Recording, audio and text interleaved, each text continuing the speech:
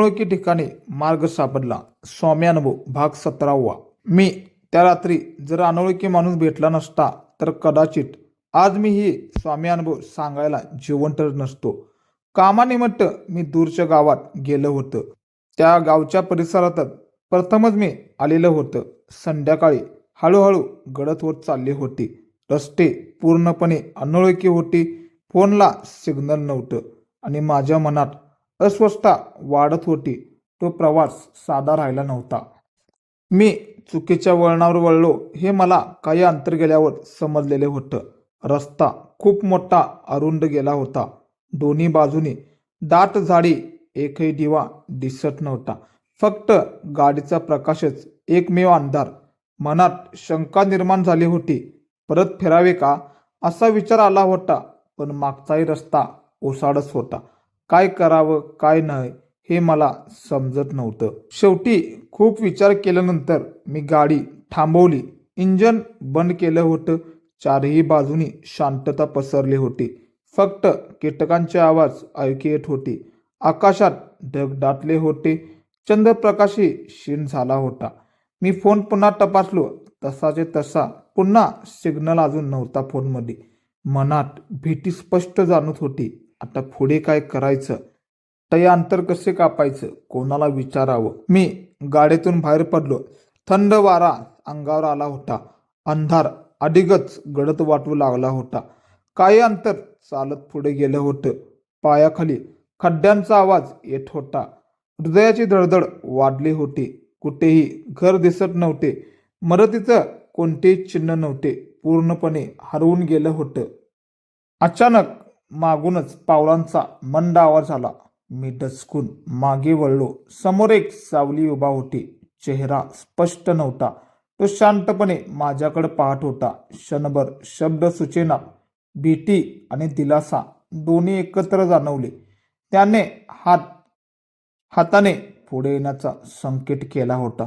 मी गोंधळलेला अस्ताव्यस्त झालेला होतो.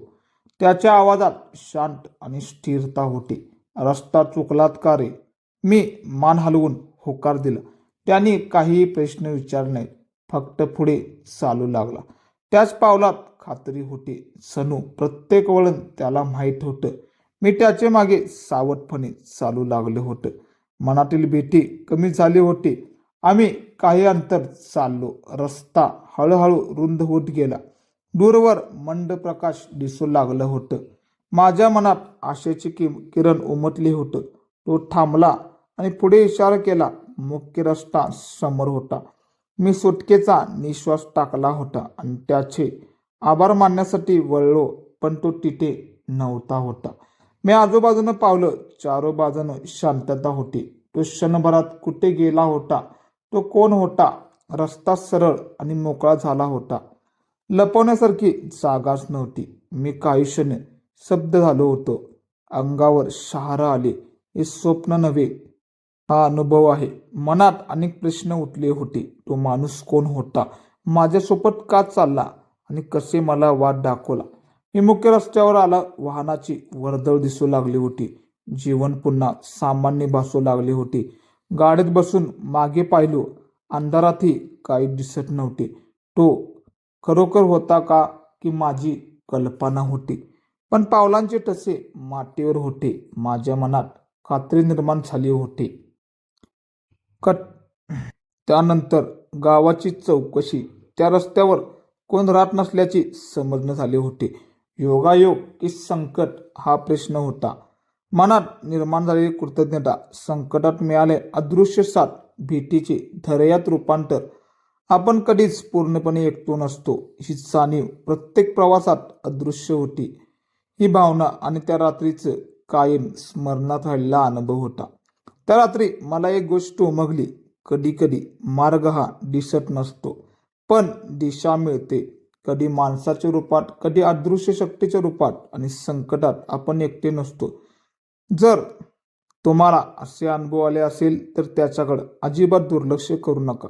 मुख्य रस्त्यावर आल्यावर मी थोडा थांबलो. मन अजूनही स्थिर होतं. गाडीच्या काचेत माझा चेहरा दिसत होता. डोळ्यात भीतीचे सावट होते, पण त्याचवेळी दिलासा होता. मी खोल श्वास घेतला. इंजिन सुरू केले. हळूहळू पुढे निघालो. त्या क्षणाचा विचार मनात घोळत राहिला होता. हे कसे काय झालं? जवळच्या गावात पोचला. तेथे एक चहाची टपरी दिसली. मी गाडी थांबली होती. पाणी मागितलं. थोडं धैर्य एकटावले होतं. त्या रस्त्याबरोबर विचारलं होतं. दुकानदाराने आश्चर्यपणे पाहिले. तो म्हणाला, तेथे कोण राहत नाही. माझ्या अंगावर पुन्हा शहारं आलं होतं. मी त्याला सावलीबद्दल सांगितलं. ते शांतपणे ऐकत राहिला. क्षणभर काही बोलायचं नाही. नंतर म्हणाला, अशी गोष्ट कधी कधी घडतात. त्याचा आवाज गंभीर होता. मी आधी काही विचारले नाही, कारण उत्तर माझ्याकडे होते. तो अनुभव खरा होता. मीही सुरक्षित होतं. गाडीत बसल्यानंतर मन शांत झाले होते. भीती हळूहळू विरली होती. त्या अनोळखी व्यक्तीची प्रतिमा डोळ्यासमोर होती. त्याचे शब्द कमी होते, पण दिशा स्पष्ट होती. तो पुढे चालत होता आणि मी त्याच्या मागे चालू होतो. आणि मग अदृश्य झालं होता. त्या घटनेनंतर माझी दृष्टिकोन बदलले. प्रत्येक संकटांना मी घाबरत नाही, कारण त्या रात्रीची आठवण जागी होती. ती क्षणी मी पूर्ण हरवलेलं होतं. अचानक मार्ग सापडला. तो योगायोग नव्हता, तो संकेत होता. जीवनातील एक शिकवण होती. विश्वास दृढ करणारा होता. तो क्षण होता. दुसऱ्या दिवशी मी पुन्हा त्या मार्गाने गेलो. दिवस सर्व काही साधे वाटले होता. रस्ता तसाचा तसा, साडी तशीची तशी, पण भीती नव्हती. मी त्या जागी थांबलो. आजूबाजूला पाहिलं. कोणीच नव्हतं, पण मनात कृतज्ञता होती. कधी कधी विचार होतो, तो माणूस कोण होता? तिथे कसा आला? माझ्यासाठीच का थांबला? हे प्रश्न अनुत्तरित राहिले होतं. पण एक उत्तर स्पष्ट माले. त्या रात्री मला दिशा मिळाली होती आणि जीवन वाचले हे सत्य वचन आहे. त्या प्रसंगानंतर मी अधिक सजग झालं होतं. घाईत निर्णय घेणे सोडले होते. प्रवासात दक्षता वाढवली होती आणि संकटात संयम ठेवायला शिकलं होतं. भीतीचाही विचार स्पष्ट ठेवून जमू लागले होतं. कारण अनुभवाने शिकवलं होतं, अंधार कायमचा नसतो. कुठेतरी प्रकाश असतो. फक्त थोडा धीर हवा असतो. मित्रांनो, ही गोष्ट सांगितली. काहीने हसून दुर्लक्ष केले. काहींना आश्चर्य वाटले, पण माझ्या मनातील खात्री अढळ होती. तो अनुभव माझाच होता. त्यांची जाणीव ही माझीच होती. प्रत्येकाला असा क्षण मिळतोच असे नाही, पण मिळाला तर तो विसरू नये. तो आयुष्य बदलतो. आता जेव्हा रस्ता चुकते तेव्हा मी घाबरत नाही. प्रथम शांत बसतो, परिस्थिती पाहतो आणि आतून शौर्य आणि धैर्य शोधतो. त्या रात्रीसारखे अनोळखी मार्गावर मला दिशा मिळाली होती. आजही ती आठवण साथ देते. कधी कधी जीवनात आपण हरवतो. मार्ग दिसेनासा होते. निर्णय गोंधळतात. भीती वाढते. पण अचानक कोणीतरी भेटते किंवा एखादा संकट मिळतोच आणि मार्ग स्पष्ट होतो. तो क्षण ओळखायला हवा. तो दुर्लक्ष करून उपयोग नाही. त्या रात्रीने मला शिकवले, विश्वास ठेवावा स्वतःवरही आणि त्या अदृश्य शक्तीवर, जी संकटात आधार देते, ते अंधारात दिशा दाखवते, जी शब्दाशिवाय मदत करते आणि योग्य वेळी अदृश्य होते, फक्त स्मृती मागे ठेवती होती.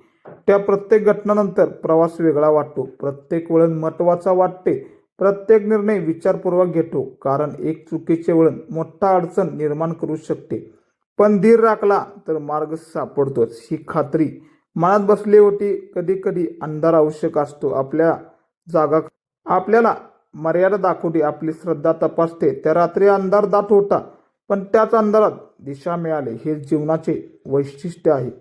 संकटात शक्ती दिसते आणि मार्गही तेथेच सापडतात.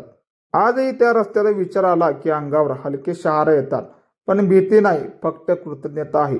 त्या अनोळखी मदतीसाठी, त्या योग्य वेळी मिळालेल्या दिशेसाठी, निशांत शब्दासाठी आणि सुरक्षित परतीसाठी मनापासून धन्यवाद. त्या रात्री माझ्या मनात एक ठाम भावना निर्माण झाली होतं. संकट कितीही मोठं असलं तरी मार्ग असतोच. फक्त घाबरून न जाता थांबावे लागतं. विचार शांत करावे लागतात आणि परिस्थितीकडे स्थिर नजरेने पाहावे लागते. त्या अंधाराने मला संयम शिकवला. त्या भीतीने मला धैर्य दिले होते आणि त्या प्रसंगीने मला विश्वास दिला की शेवटी दिशाही मिळतच असते. मी त्या जागेचा विचार अनेकदा केला. तो क्षणाचा अर्थ लावण्याचा प्रयत्न केला. ती केवळ योगायोग होता का नीतीची योजना होती? उत्तर स्पष्ट नव्हते, पण अनुभव खरा होता. माझे प्राण सुरक्षित राहिले. हाच तर मोठा सत्य होते. तेच माझ्यासाठी पुरेसं होते. त्या घटनेनंतर माझ्या प्रवासात बदल झाला होता. प्रत्येक मार्ग नीट तपासू लागलं. अनोळखी ठिकाणी अधिक सावध राहू लागलं होतं. घाई करणे टाळले, रात्रीचे प्रवास कमी केले.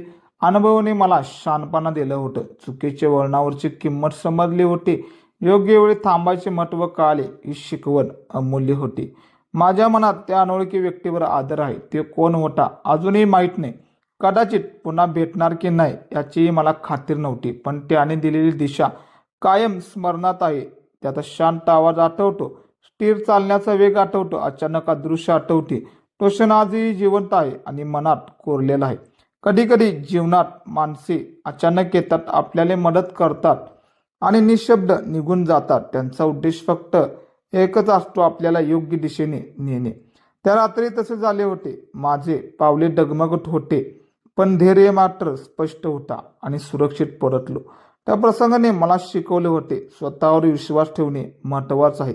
घाबरून निर्णय घेऊ नये. प्रथम शांत व्हावे, मग योग्य दिशा शोधावे. कधी मदत मिळते, कधी मार्ग स्वतः सापडतो आणि धैर्य मात्र सोडू नये. हीच त्या रात्रीची देणगी आहे. आज ही प्रवास सुरू करताना मी त्या अनुभवाची आठवण काढतो.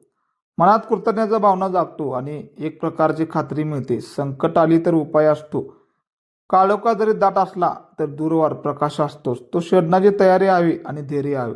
या घटनेनंतर माझ्या स्वभावात स्थिरता आली होती. घाबरण्याऐवजी विचार करण्याची सवय लागली होती. परिस्थितीचा नीट अभ्यास करू लागलो होतो.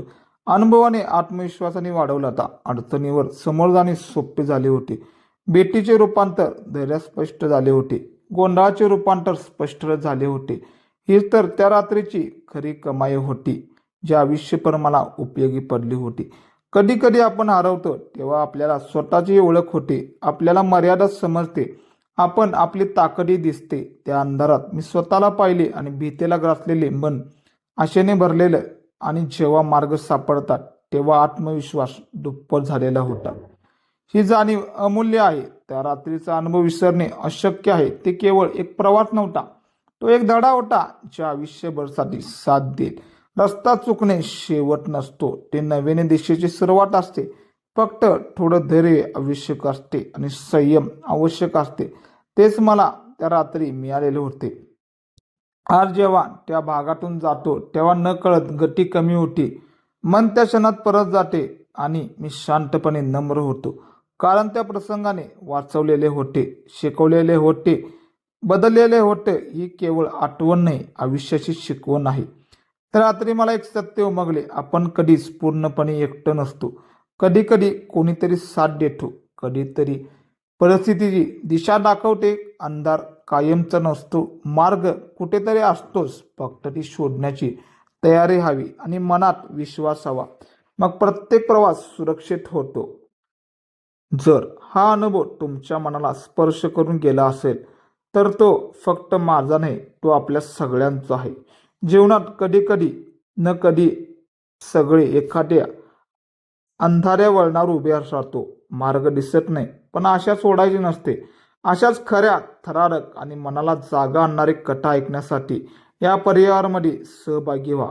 आपल्या आशीर्वादमध्ये एक सबस्क्राईब करा, कारण तुमचा एक क्लिक माझ्यासाठी प्रेरणेचा दीप आहे. प्रेमाने सबस्क्राईब करा आणि साथ अशीच कायम ठेवा. श्री स्वामी